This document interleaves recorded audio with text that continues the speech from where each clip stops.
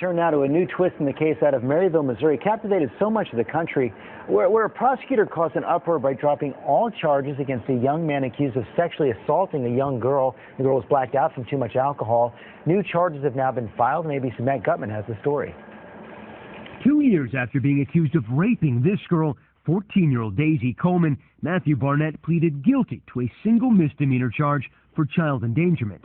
Matthew Barnett accepts full responsibility for the conduct charged. The rape charges were dropped for lack of evidence that the high school football player sexually assaulted Coleman at a house party in 2012. So I remembered being picked up by him and then drinking, but then everything after that was just black. In this case, there was insufficient evidence to go forward on a sexual assault. In addition to the probation, community service having no contact with Daisy Coleman and paying $1,800 for her mental health treatment, Barnett was also forced to acknowledge via verbal apology that he endangered the life of the semi-conscious high school freshman by dumping her at her Maryville home hours before dawn. I heard something in the front yard. I jumped up and ran out and found her laying in the yard.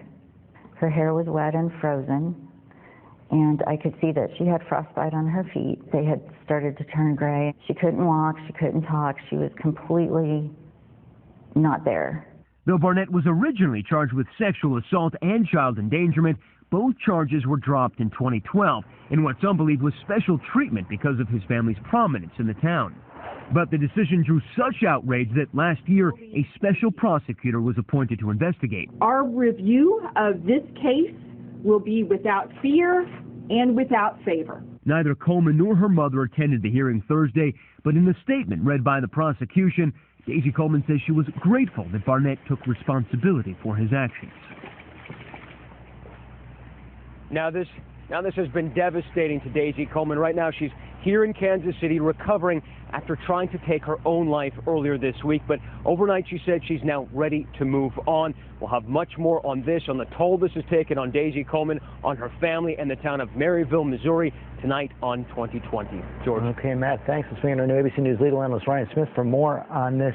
You know, there was so much outrage, so much attention paid to this case. Special prosecutor appointed.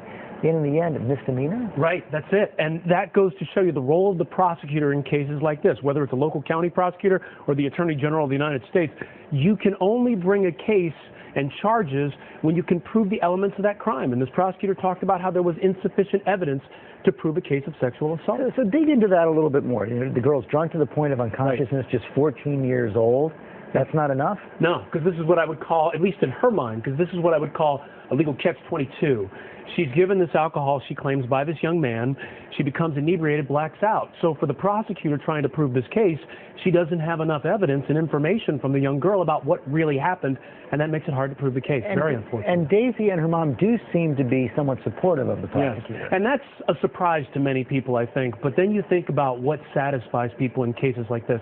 Think about what she would have gone through if a trial occurred. She'd be on the stand, facing intense cross-examination. In some ways, she would be on trial. That's what people think about when they think about cases like this. So she wanted to get that out of the way, I think, and get on with her life. And she seemed relieved, as Matt said, that the young man did assume some responsibility. Yes, that was okay, Ryan, thanks very much.